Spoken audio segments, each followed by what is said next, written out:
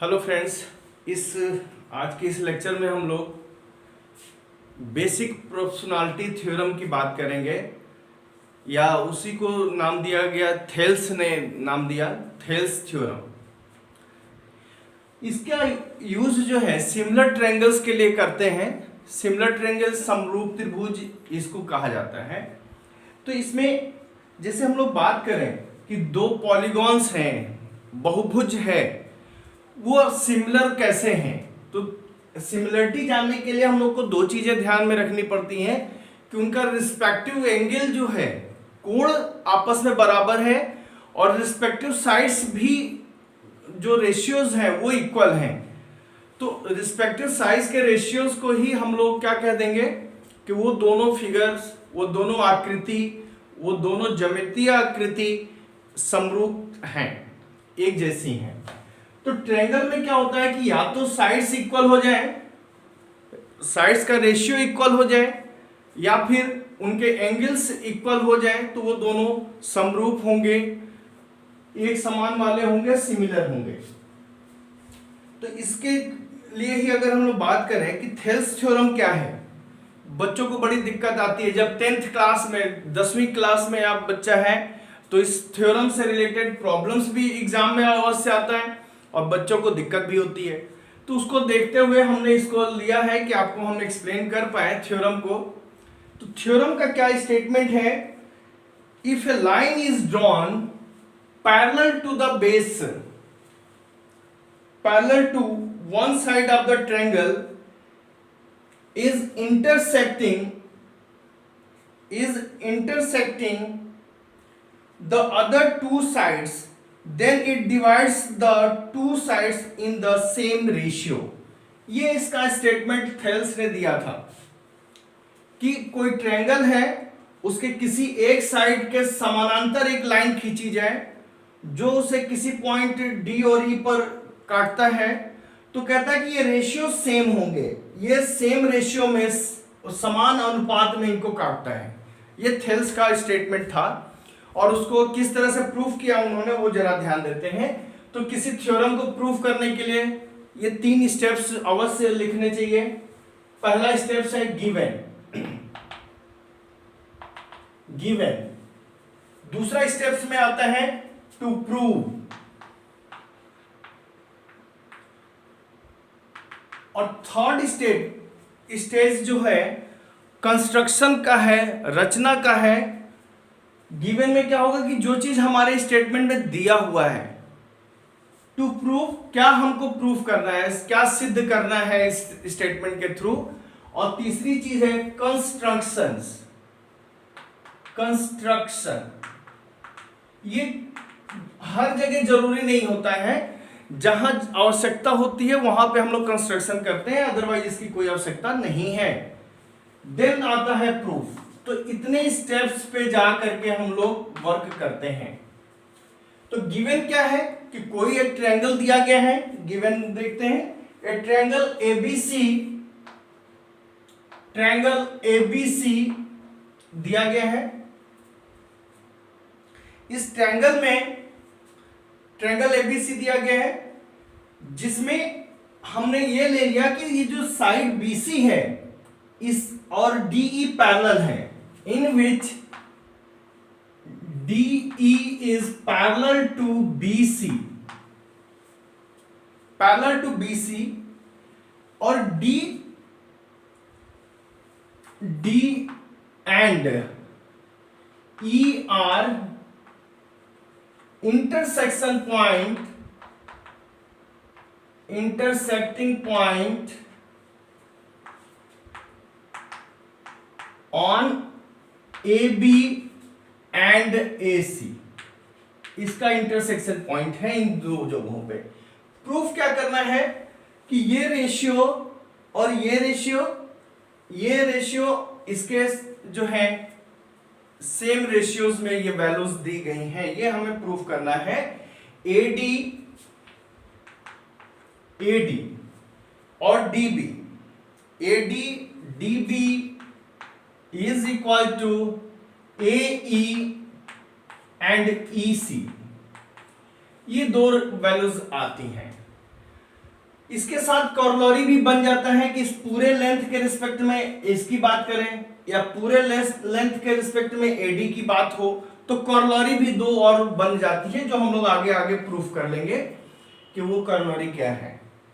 अब ये इतनी चीजें तो गिवन थी, अब हमें नीड है कि हम किस तरह से साइड कर बात करें और इनको इंट्रोड्यूस कर सकते हैं। तो इसके लिए हमने कंस्ट्रक्शन किया है, draw a perpendicular line on AE, DG is perpendicular, DG perpendicular line है AE पे, और EF परपेंडिकुलर लाइन है AD पे, और हमने ज्वाइन करा दिया, ज्वाइन BE एंड CD, इनको ज्वाइन करा दिया। इतना हमने कंस्ट्रक्शन में काम किया है कि ये कंस्ट्रक्शन कर दिया कि B को E से ज्वाइन करा दिया, D को C से ज्वाइन करा दिया, और ये लाइन DG परपेंडिकुलर डाल दिया, EF परपेंडिकुलर ड्रॉप कर दिया। इतना वर्क कर चुके हैं। अब हम लोग को प्रूफ के लिए बात आती है कि हम लोग प्रूफ करने स्टार्ट करें। तो प्रूविंग में हम लोग ध्यान देंगे कि एक रूल होता है कि सेम बेस पे जो भी ट्रायंगल्स ड्रा होती हैं, अगर उनकी परपेंडिकुलर लेंथ इक्वल है तो उनका एरिया इक्वल होता है। ये हम लोग को एक इसमें हेल्पिंग या हाइपोथेसिस जो हम लोग को ऑलरेडी पता है वो लेकर के चलना पड़ेगा कि सेम बेस और सेम पैरेलल लाइंस के बीच में जो ट्रायंगल्स फॉर्म होते हैं उनकी एरिया इक्वल होती है। तो इसको जानने के लिए, प्रूविंग करने के लिए, यहां से अगर बात करें, प्रूविंग की बात करें, यहां पे ये प्रूफ करते हैं। तो प्रूफ करते समय ये ध्यान रखना है कि जो हमें गिवन है उसको लेकर के चलना है।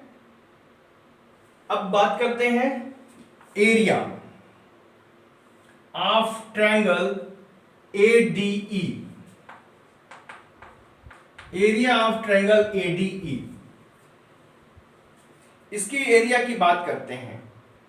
ADE की एरिया क्या होगी? ADE, तो ये बेस हो गया और ये परपेंडिकुलर लेंथ हो गया।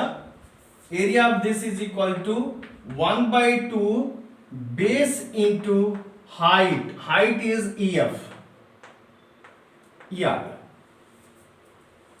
दूसरा और दिया हुआ है कि BDE ले लेते हैं, area of the triangle BDE is equal to 1/2, ये बेस हो गया और इसके लिए भी परपेंडिकुलर हाइट हमारी यही रहेगी। तो BD या DB कह लें इंटू EF, ये हमारे पास आ गया। अब ADE को एक और बार हम लोग सॉल्व करें इस तरफ से कि ये ले लें, फिर से area of the triangle ADE again equal to, अगर इसको बेस ले लें, ADE को कैलकुलेट करना है तो ये बेस ले लें अगर, तो ये होगा 1/2 base AE into height DG और DEC की एरिया DE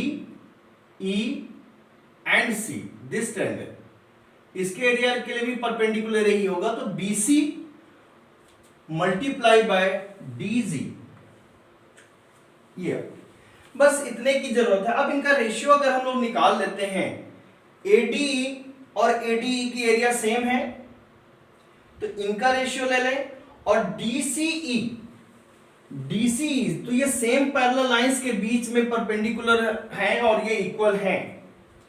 तो इस तरह से हम लोग सेम बेस पे हैं और सेम पैरेलल लाइंस के बीच का ट्रायंगल्स का एरिया है, this area is just equal to this one. तो ये दोनों जब इक्वल हैं मींस एरिया ऑफ DCE और एरिया ऑफ BDE इक्वल है। तो इस रेशियो की अगर बात करें, यहां पे बात करें area of the triangle ADE upon area of the triangle BDE equal to 1/2 AD into EF upon 1/2 BD या DB into EF। ये EF कैंसिल हो गया, 1/2 कैंसिल हो गया, this one is AD upon BD, AD upon DB। ये एक result आ गया। अब इन दोनों से लेकर के चले, this since area of the triangle BDE, area of the triangle BDE is equal to area of the triangle DEC। ये एरिया इक्वल हो जाएगा। तो यहां पर भी आपके पास ये जो रेशियो आएगा, इसको रब कर लिया जाए और आगे बढ़ा जाए। अब ये रेशियो आ जाएगा area of triangle ADE upon area of BDE again is equal to, इसके रिस्पेक्ट में हम लोग लेके चलेंगे तो ये आ गया 1/2 AE into DG divided by 1/2 EC into DG। DG is cancel out, 1/2 cancel out, then this is AE upon EC। तो from first and second, this one second, this one is first, from first and second area AE upon EC equal to area of the triangle ADE upon area of triangle BDE is just equal to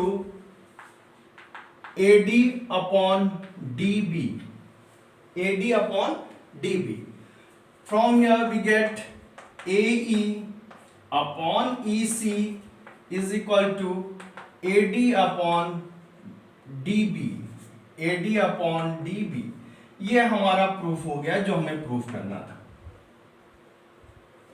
अब इससे coronary बनती है और वो results देख लीजिए। और now adding 1 on both the sides we get AE upon EC plus of 1 is equal to AD upon DB plus 1।